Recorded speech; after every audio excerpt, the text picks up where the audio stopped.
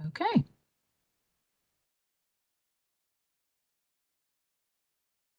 Welcome everyone to the Wednesday, October 12th, 2022 Baltimore County Pedestrian and Bicycle Advisory Committee meeting. This is our third meeting of 4 of this year. I am Jessie Bilick. I am the chair of the Pedestrian Bicycle Advisory Committee. I am also the county's bicycle and pedestrian coordinator. So we will start with introductions. We'll start with our district committee folks, and then we'll go to our county folks. Fran, you're first on my screen, so you're up. Well, Fran, you're muted.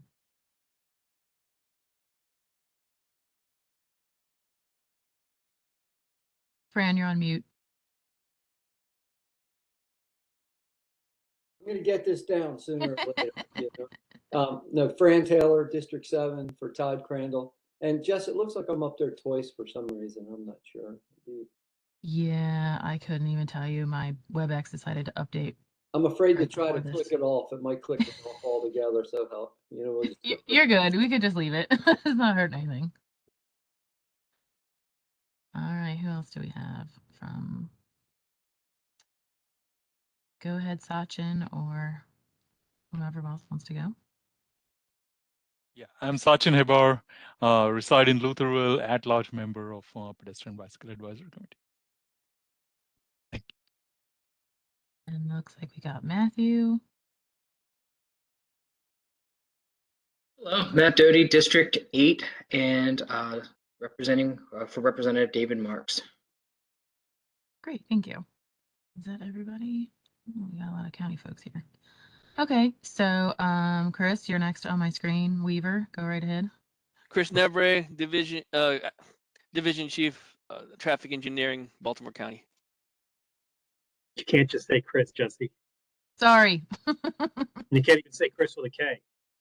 I know. This is Chris Weaver here with Baltimore County Department of Planning.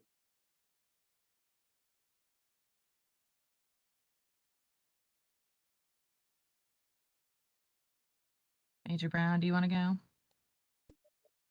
Good afternoon. I'm Jan Brown. I'm in the police department, obviously. And I started this when I was a captain. I think how many years? I mean, how long has it been? And one of my many jobs is overseeing what traffic management and various other things. So hopefully, I can be helpful here and kind of understand how this all fits into what we do. Thanks. Thank you. And Tony Bazemore, I'm the Director of Government Relations and Constituency Services for Baltimore County Public Schools. Thank you. Thank you. Molly? I'm Molly Pickle. I am a planner for Recreation and Parks. Oh, Tom, you popped up on there. Would you like to introduce yourself? Oh, you're muted. Tom Brock, District 6. And I was on the bike committee the first time in 1974. Wow, you're the original. They did nothing. It went nowhere. Well, you know what? That's okay. You've been around since the beginning, which is great. So thank you all for introducing yourselves. We'll move to the next item on our agenda. I will share my screen.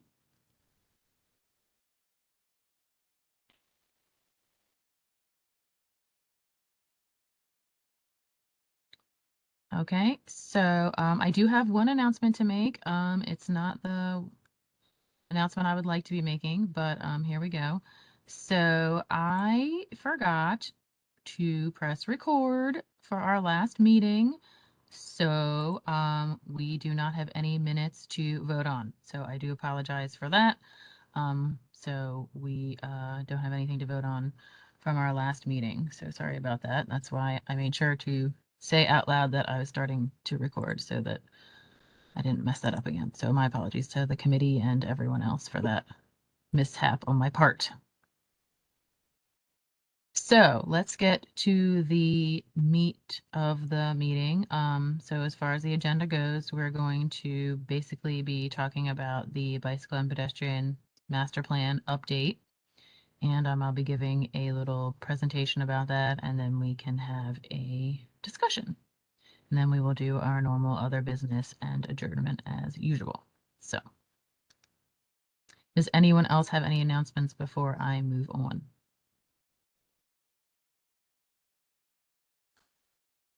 It's pretty I think silent. maybe it would be, so I think, so the county council voted on a matching grant for the NCR trail. I guess that's another thing probably, yeah. Well, sorry, I should clarify what that means because I think that was some confusion for people. So part of the process when we get matching grant funds, which I had spoken about in our previous meetings, we have to go before the county council for a supplemental appropriation for those funds. So all that was a process that we have to go through for the county to give us the funds that are already available in our budget to use for the grant. So nothing's changed. That's just the process, the budgetary process that we have to go through. So I hope that clears up any confusion anybody has on that. So nothing's different. We're just moving along, trucking forward with that. All right. So I did send out an email. I know it was kind of late in the afternoon. I apologize for that. With a link to the webpage where we have the bicycle and pedestrian final draft plan available for public consumption. So I do have a small presentation to kind of go over the plan, reorient everyone with the situation and go from there.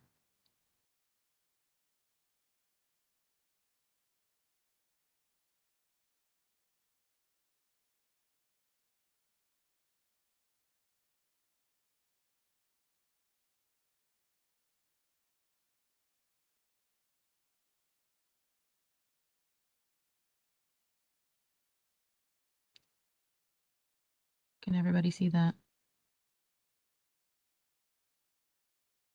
Yes. Yes. Yeah, Thank we're you. seeing your whole PowerPoint Okay, good, thanks. application. Perfect.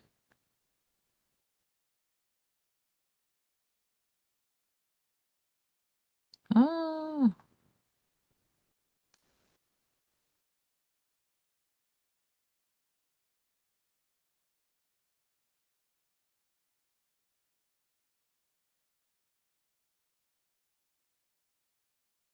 these things popping up, sorry. Okay, so we're just gonna go through like this because I don't know what the other thing was doing. So we're here to talk about the bicycle and pedestrian master plan and our meeting with the PBAC. So welcome. So we're gonna go over the project and we're gonna do some draft plan review, and then I would like everybody to share their thoughts with me, if you have any now, and if not, then I would like you to share your thoughts after you've had some time to digest. So just to look back at the project schedule, we had our information and community survey gathering in 2021, as well as some community meetings.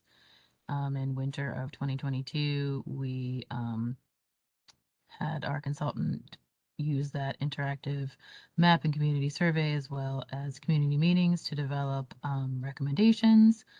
Then in the spring, we had stakeholder meetings with various state and other jurisdictional counties or adjacent jurisdictions, other counties to go over the plan and talk with them about it. Recommendations were worked on through the rest of the spring and summer. And now that we're into fall, we are at the public draft and refine period. And then after that, we will have the complete final plan, which will be adopted by first the Baltimore County Planning Board and then the Baltimore County Council.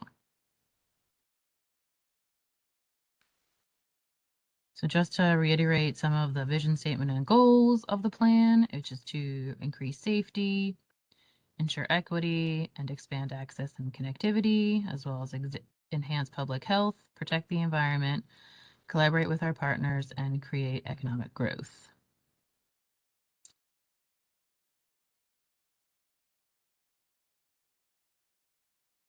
So these are our existing conditions.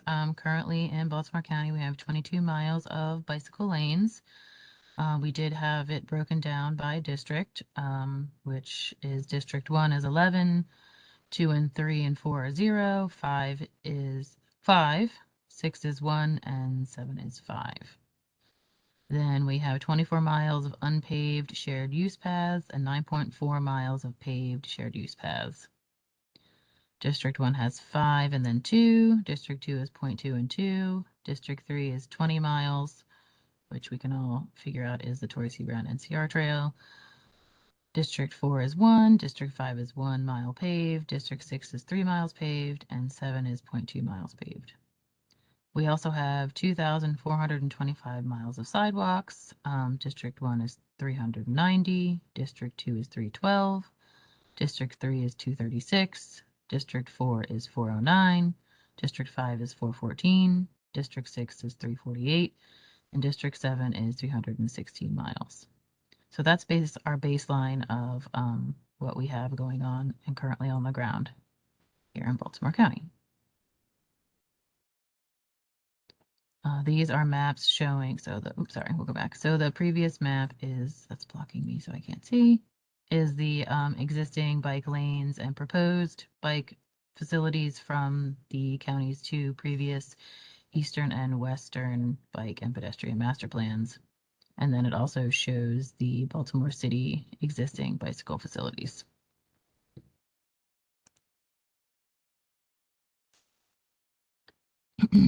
These maps show the existing and proposed shared use paths in Baltimore County as well as in Baltimore City on the map on your left. And then on the map on your right is our pedestrian facilities, which are crosswalks and sidewalks. So just a visual representation of the numbers that we just talked about in the previous slides.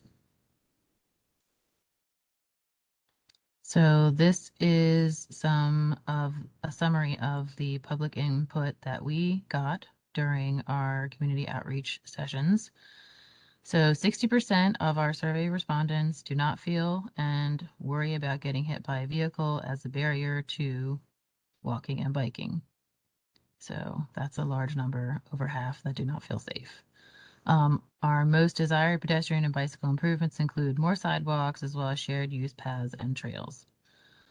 Our top themes from our public comments included an increase in safety, ensuring equity, and providing access and connectivity, as well as promoting low-stress facilities. Just to reiterate how we approached people, we had 7 pop-up events, 1 in each of the councilmanic districts. We did have the interactive web map, which showed 470 locations for improvements identified by the public. We had virtual public workshops, and we had 3 virtual meetings, which were held for public input. And then we had an online survey, which had 1,292 responses that were collected.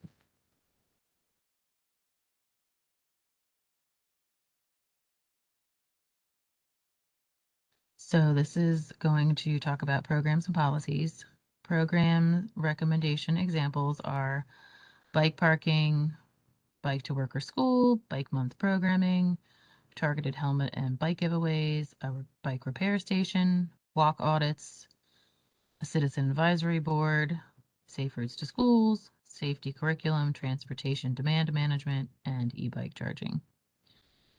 And here are some policy recommendation examples. They are electric scooter ordinance, shared mobility pilot, bicycle/pedestrian design guidelines, a sidewalk impact fee, prioritization policy, sidewalk maintenance policy, Vision Zero, a quick build policy, green infrastructure, and urban cooling. This is the network approach. So the network approach is aligned with the overall goal to ensure equity, increase safety, expand access, improve sustainability, and enhance public health. The network takes into account existing conditions analysis and public engagement efforts. The network draft aims to recommend connected, comprehensive, and low-stress facilities for peoples of all ages and abilities. So we took our existing network, our opportunities and constraints, as well as all of the analyses, the demand, equity, safety, bike share, as well as our complete streets inventory. plus the online survey, interactive web map, pop-up events, and workshops. And that got us to how we did our network approach. So these are the network categories that we have in the Bike and Ped draft plan, which is 167 miles of trails, 150 miles of complete streets, 117 miles of on-road bike facilities, and 264 miles of long-term projects. And over here on the right-hand side is our recommended facilities map with complete streets, on-road bikeways, paved shared use paths, and unpaved shared use paths.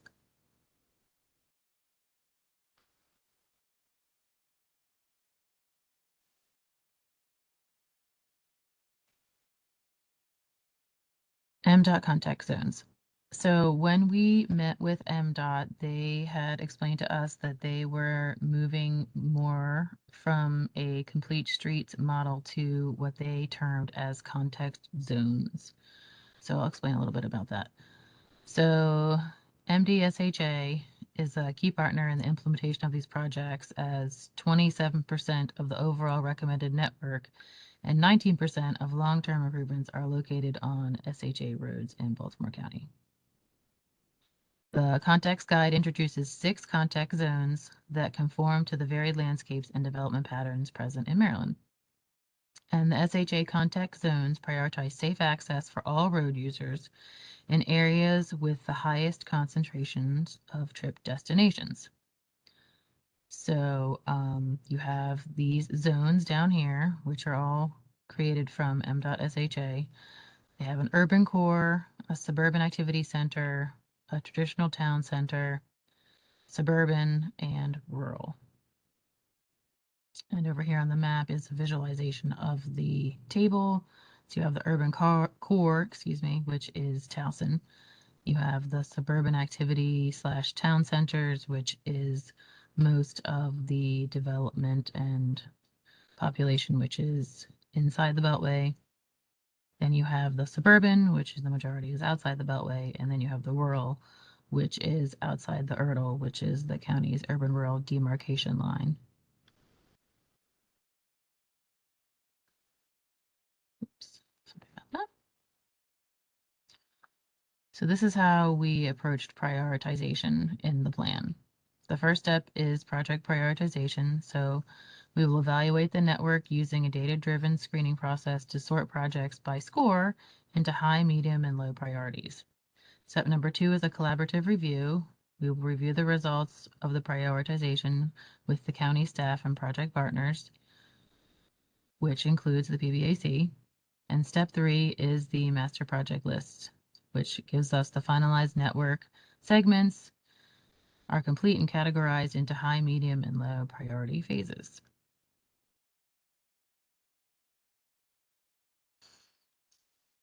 This is how we will prioritize bikeway and trail prioritization. So the inputs will be regional connectivity, an intersection with high equity, intersect with high equity areas, intersect with high demand areas, and the number of bicycle and pedestrian crashes. So there's 3 tiers. So tier 1 is 47 miles, tier 2 is 244, and tier 3 is 110 miles of bikeway and trail prioritization. So this over here on the right, this map was our recommended bicycle and trail phasing. So tier 1, 2, 3, which is low, and the long-term priorities.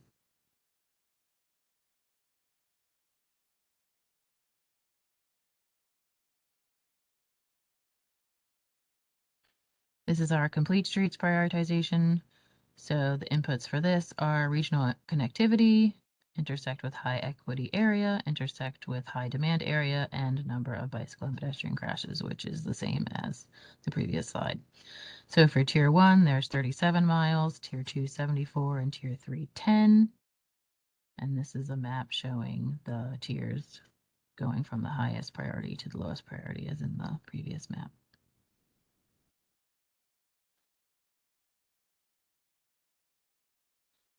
This is our pedestrian priority areas. So prioritization inputs are sidewalk gap closures intersect with high equity, intersect with high demand, presence of dangerous roadways, and number of pedestrian injuries or fatalities, which is shown on the dot density map over here on the right as high, medium, and low.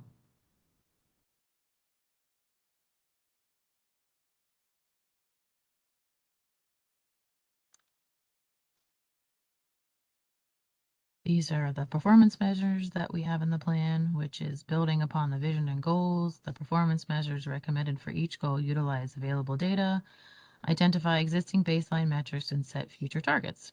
These performance measures provide measurable indicators to monitor the progress of implementation. Baltimore County should regularly assess progress on each performance measure, preferably annually.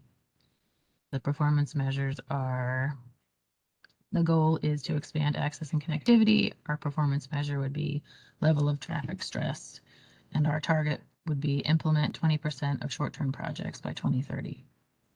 The goal of increasing safety, our performance measure is non-motorized fatalities and serious injuries. And our performance target would be to reduce bicycle and pedestrian crash rates by 75% between 2023 and 2045. The next goal is to enhance public health, which a performance measure would be physical activity, and a target is to increase active transportation facility users by 15% by 2030. Goal number 4 is to ensure equity, and that is funds spent in high demand disadvantaged communities. And our target would be to increase funding for implementation by 5% by 2030. The next is protecting the environment, and our performance measure is carbon dioxide emissions. And our target is to decrease carbon dioxide emissions by 10% between 2023 and 2030. The next is create economic growth, which would be a performance measure of gross domestic product, and our target will be improve access to goods and services 50% between 2033 and 2045. And the final one is to collaborate with partners, and the performance measure is county stakeholders, and that is to increase our stakeholders by 25% by 2030. So as I stated at the beginning of the meeting, the full draft plan is currently on the project website in a PDF form, and there is also a section for comments. We will have the draft plan up through, we actually changed it, it was going to be October 28th, but we're going to have it up today through November the 1st. So you'll click on the button on the web page that says click below to view the draft plan and to leave your comments. And the web address is down here at the bottom. It's the same one that we used for the first draft network. And that's the end of my presentation. So thank you very much. I know that was a ton of information to digest in, a 10-minute-ish span. So anybody has any initial questions or anything that they would like to discuss, I will open the floor up to the committee members. Yeah, Jesse, this is Sachin. So thank you very much for sending the link, and this is fantastic. So I do have questions, like, I just took a cursory look at it. So first of all, I think there are there's one spelling mistake in there. I think not spelling, in the PDF where you talk about equity.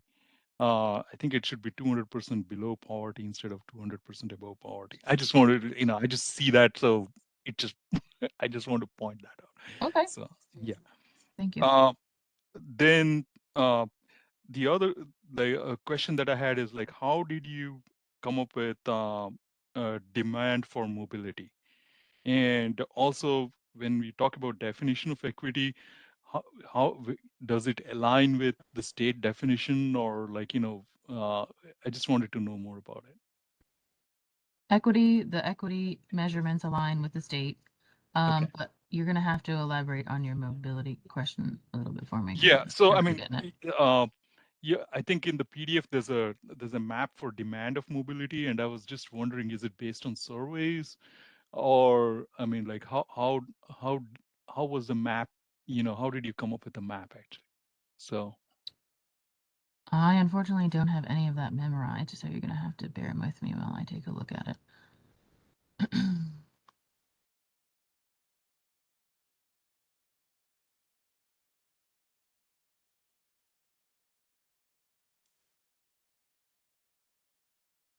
yeah, I can also you know email you the questions like in terms of time. I Yeah, just don't. Yeah, I sure, don't want to sure. hog all the time. Like, you know, Of I mean, there are course. a number of other people as well. Uh, Oh, yeah. so then there are a couple of other questions. Is, you know, so in terms of like a vulnerable road user, so there's like children who walk to school, and then there are certain schools that are more walkable, and so, you know, there are more kids that are walking to school, or there's like, you know, older retirement communities, and then there's like general map of fatality, right? So was there any kind of prioritization done? You know, because I'm not seeing a very clear correlation in terms of like a pedestrian improvement plan with any one of those features. I'm sorry, I'm not sure I understand your question. Yeah, I mean, like, you know, I mean, I'm like, if I want to elaborate, like, you know, if you look at the fatality map, right? So you see that the Dundalk area has a lot of fatality. You know, I think it has the highest one. And when you look at the prioritization, I'm not seeing tier one prioritization a lot in that area. So For pedestrian or yeah, bicycle for facilities? for pedestrian, I think for bicycle there's like none. I think for pedestrian there are like two small short segments. So Mhm. uh, so then, you know, and there are certain schools, like, you know, where it's like more walkable, right? So then you would expect that, you know, that prioritizing children's needs should be higher on the list. But then I'm not seeing a very clear correlation between fatalities and the map, or like the children walking to school and map, like, you know, and like, you know, the prioritization map. So I was just wondering, like, you know, I mean, in terms of uh like how how did you come up with the prioritization? So and so that's one question. And then there's another question, like, you know, when people look at this pedestrian and bicycle plan, then what they look at is basically is what am I going to get out of it, right? So, and what we have here is, you know, we have a network, we have a proposed network. What I would like to see is, like, you know, if we implement this in full, how much fatality will this reduce in Baltimore County, or how many collisions will it reduce? Like, you know, I mean, some sense of like, you know, uh, like some kind of estimate, or like, you know, in terms of like increased walkability, like, you know, how many more people should, like, if there is any kind of metric that we can apply to that, then people will see the value in having this kind of, you know, having this pedestrian bicycle, you know, this master plan. I'm sorry. Yeah. I know like, it's a complicated question, but Okay, I can't answer that question right now. That's way too much. yeah. Too many No, I mean, just things. yeah, just a thought. Yeah. So yeah, so but though you raised very good points. We did go over the how we came up with the metrics when we did the draft plan meeting last time. Go back and pull that up if necessary, or I can send that to you.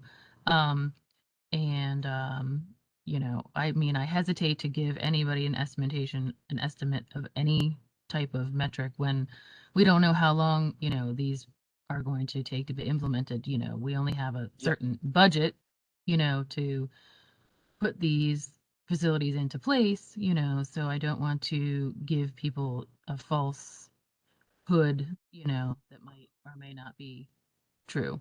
You know what I mean? So, oh, something up on my screen. I can't see anybody. Can people still hear me? Yeah. Okay, good. Yeah. Sorry. I don't know what happened there. Um, oh no, I totally lost my train of thought. Oh, anyway, so I'm a little, yeah, so I'm very hesitant to say that, which is why we have these performance targets, put into the plan to try to measure how, we're doing and how we can improve, upon that. But I mean, I'm a resident of Baltimore County too, so Yeah. I mean, of course, I'm interested in how is this going to help me, how is this going to affect, me as a road user and as a biker and a walker, as well. So I do definitely see your point, and I thank you for sharing those with us. And please write, type me an email or, anything you want, want further clarification on, and we can get that for you. Sure. I think, I mean, like, just like, I'm sorry, there are more people waiting, but like even like a very like broad kind of metric as to like, tier 1, like per mile worth of improvement, you're going to see this kind of, this kind of benefit, like in terms of reduction in fatality or, Right, which we can't necessarily measure, But yeah, I mean, so I'm just like throwing this out there, but I think people need to see the value, because sometimes we run into all kinds of opposition and but people need to see the value in that. So yeah, I mean, so yeah, right. I'll share my thoughts more in an email. Right. So I completely understand what you're saying, and I, yeah. I'm in agreement with you, but how can we do that to where we don't raise people's expectations and then, give them information that might or might not be accurate? Yeah. I think I saw Captain Brown's hand up. Or sorry, Major now, sorry. It's been so long. A couple things. To his question, our fatalities involving pedestrians are generally not those walking to school. In fact, it pretty much never is. It's late at night. It's dark roads. It tends to be those who are not obeying the crosswalks, and it's around the schools we have a lot going on with regard to police officers, with regard to school crossing guards. We have cameras. There's a lot going on. So generally, that's not what we're seeing with regard to crashes involving pedestrians, school-age children. That's not the case.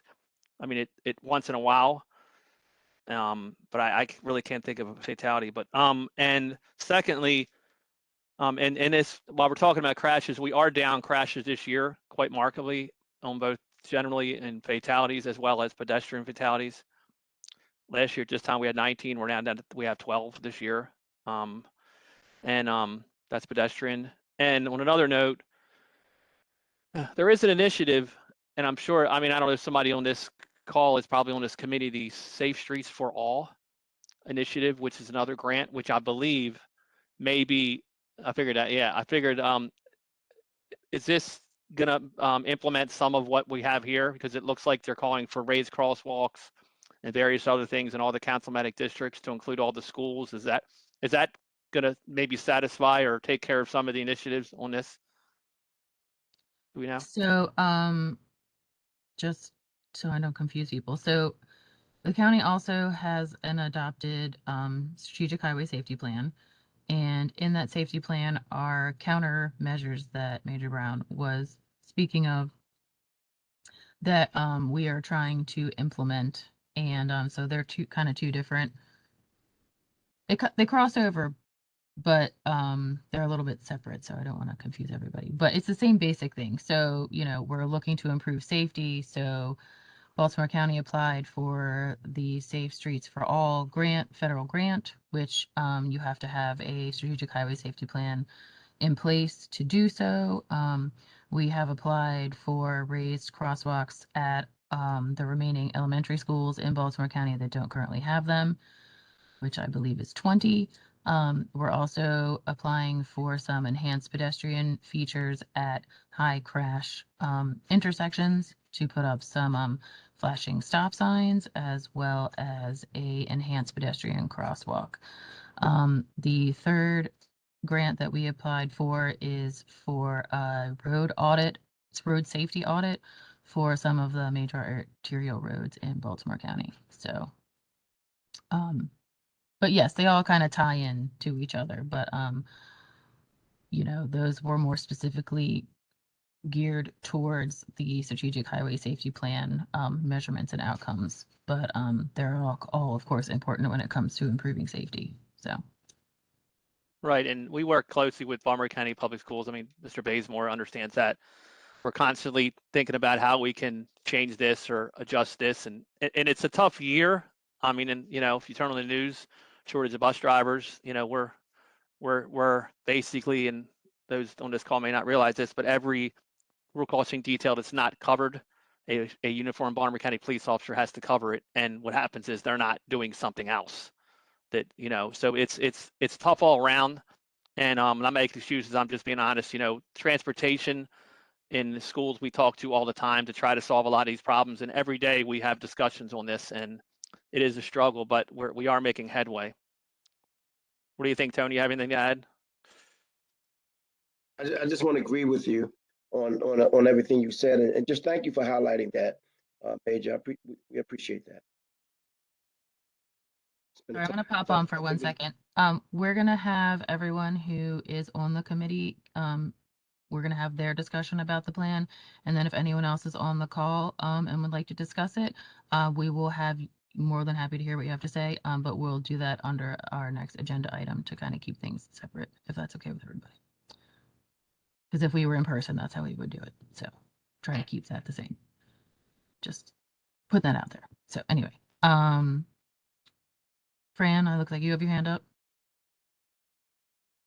Don't forget to unmute. So yes, I did. So Jess, I'm trying to flip through this thing before the meeting started and then after the meeting started. And one thing I noticed on the maps is that the Sparrows Point Peninsula, where Trade Point is now, really has a lot of emphasis on needs as far as equity and non-English speaking. And I'm just wondering if that's accurate. Did you guys intend to include, because that's an employment center. It's not really a population. Right. So the population we analyzed with census tract data. So that's where those came up. So that includes the Sparrows Point Peninsula where Trade Point is. Okay. Yes. I mean, I guess that's a good thing for the district because it really shows a need. Yeah, and there is a big Whether need whether down it there. was accurate, that was the only thing I was getting at. And I Yeah. wanted to just comment on this pop-up meeting. I didn't really know anything about it. I don't know if they were announced or if they were supposed to just be like a random thing. But from 2 to 4 p.m. at a community college, if I remember from 30 years ago, they were pretty dead. And it looks like the District 7 pop-up had just a couple people commented on the survey, whatever the questions were. And I'm just wondering, does that have any negative effect on the other surveys that were taken in the other districts in more prime time and at maybe more popular locations? I'm just No, I don't believe that it did. I mean, you know, the pop-ups were a little bit of a challenge because we're just coming out of COVID and we wanted to kind of get people, you know, on the fly and kind of just see what they had to say about it. So I wouldn't say it was the most successful way of gathering public information, but it was just something that we wanted to try to do to see if we could catch people. But the majority of our input was done via the online survey and the interactive map.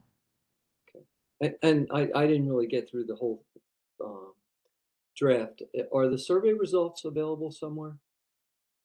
I believe they're in the appendices, but I have to double check that to be sure. I'll go through it later on. Yeah. Yeah. Okay. Thank you, guys. Sure. Does anyone else from the committee have any other thoughts? Besides Sachin, I see you. Yes. So Major Brown, I mean, I definitely appreciate what the police are doing and also what the school system is doing. And I've seen that myself. Like, all I wanted to say was like, in the master plan, I think I want to make sure that the priority is children, fatalities, and senior citizens, because I think those are like the vulnerable road users, and I think we need to look out for them before we look out for anything else. So that's that was my point actually. So yeah, thank you. Thank you for clarifying. Tony, you got your hand up? Oh, and then we'll go to Tom. Okay, thank you, Jesse. Mhm. Just wanted to, and I know we did this, Jesse, but I just wanted to ask again, when the maps were being put together, we prioritize schools, recreation, and parks and places of like that. Yes, those were We- under our destinations. Yes. Okay, I just wanted to make sure that we did that. Okay, thank you. Yes. Sure.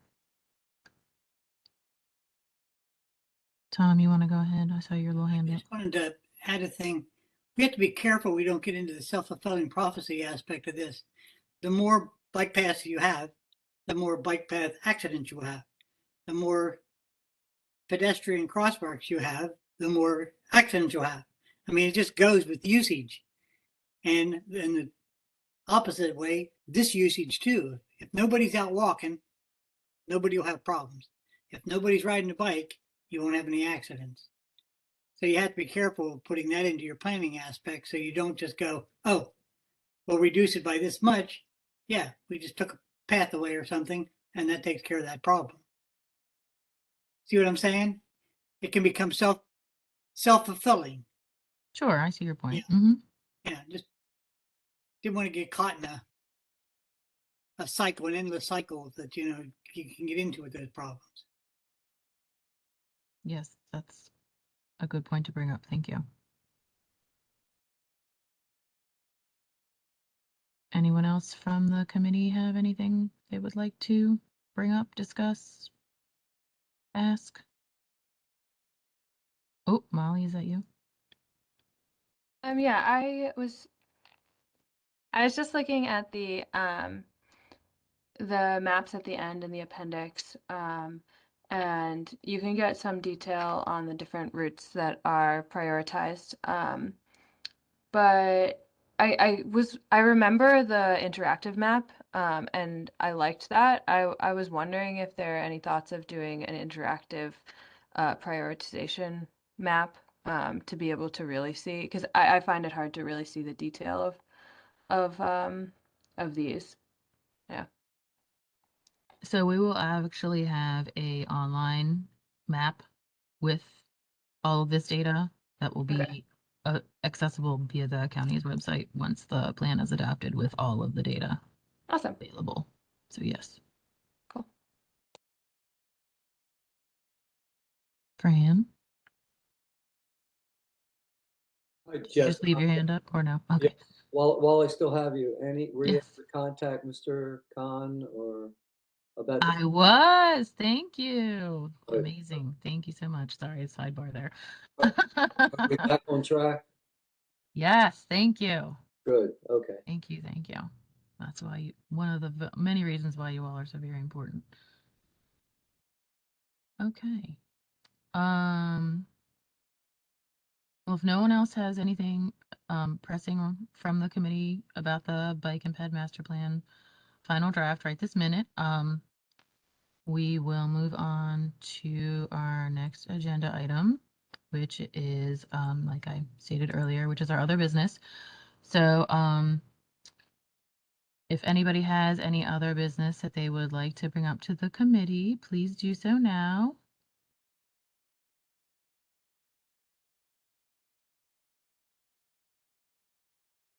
Okay, I don't hear anybody or see little hands raised or heads nodding.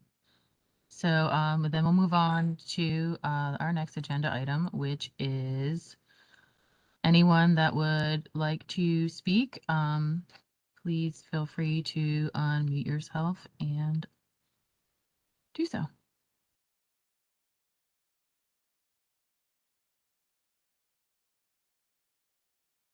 Hi, I guess I'll start. My name is Ben Lawrence. I'm a District 5 resident. I live in Parkville.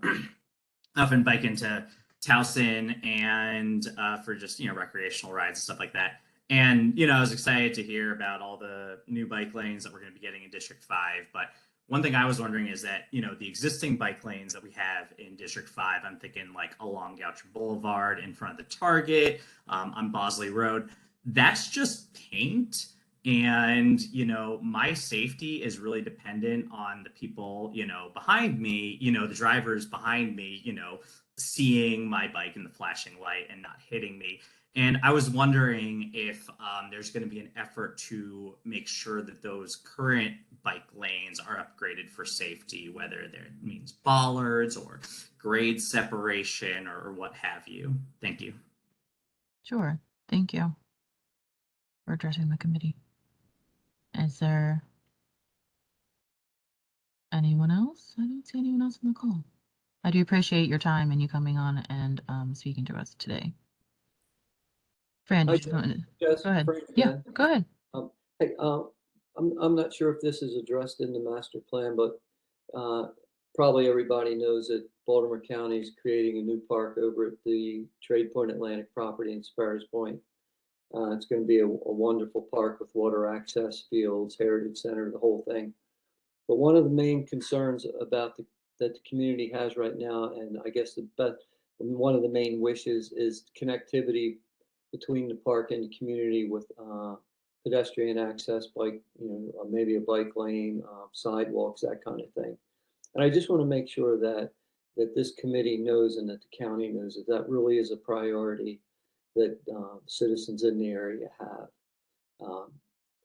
It's so important to be able to get to these parks, not driving. It's a challenge. We all recognize that, but we hope everybody in the county really puts their heads together and we get this figured out. And we're more than welcome in the community to help partner with that. So just wanted to make sure that was on the table. Thank you, Fran. Thank you for that information and insight. Much appreciated. Hey, can I offer a similar update for Baltimore County? Sorry, District 2. Oh, yeah, there you are. Hi. Elliot here. Go right ahead.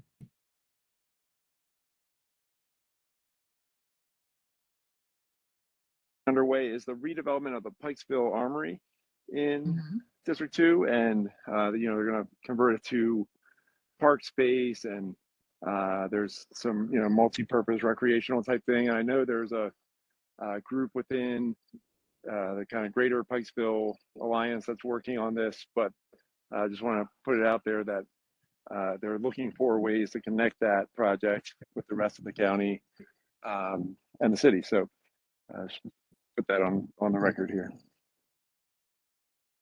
Thank you. That's really good information. That was not on my radar.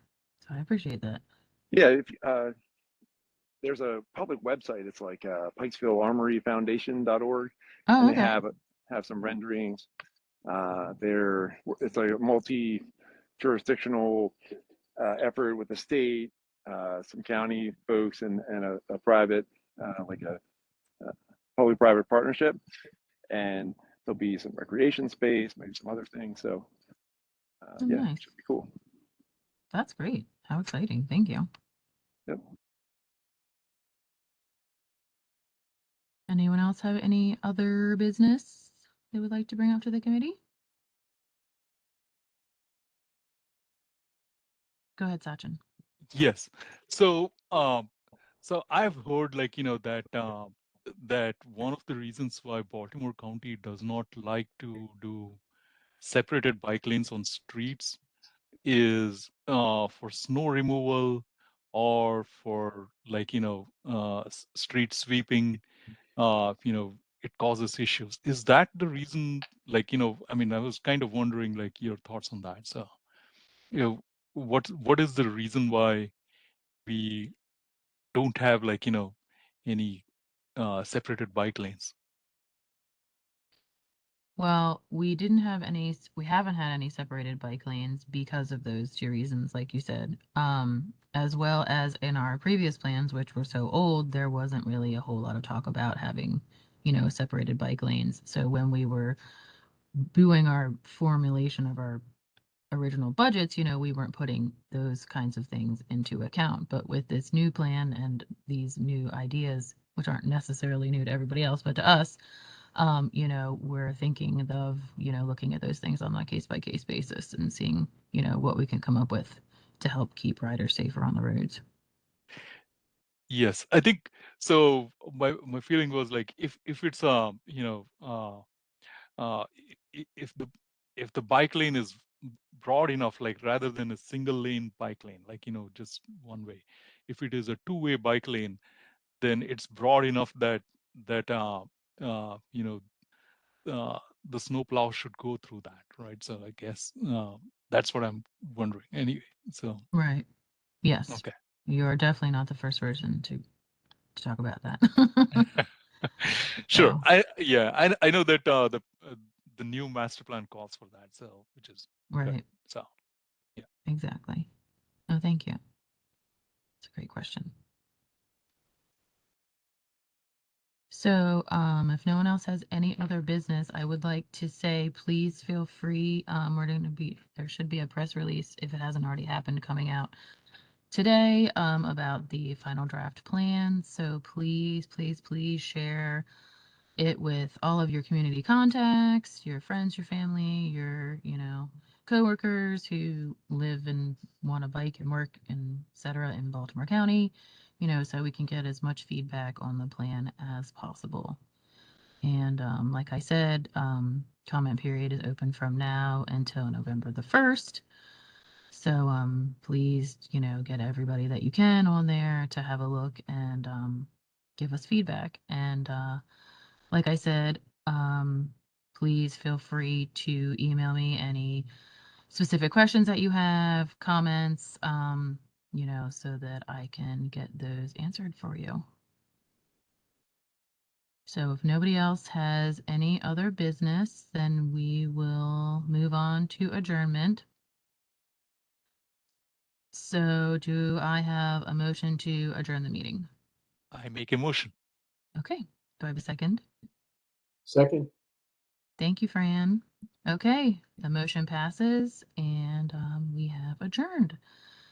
Thank you all so very much for all your really hard work and insight on, you know, the committee and on this plan and moving forward. Is very much appreciated by me and everyone here at DBWNT.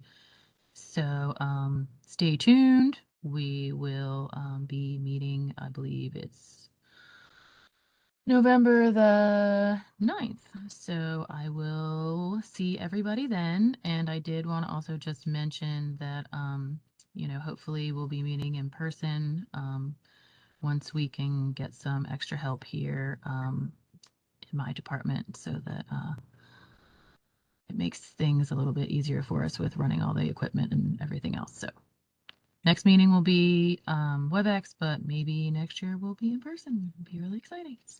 So thanks everybody. Have a good rest of your month and keep in touch. We'll see you soon. See you. Take care all. Thank you all. Bye. Thank you, Jesse. Thanks, everyone. Have a good evening.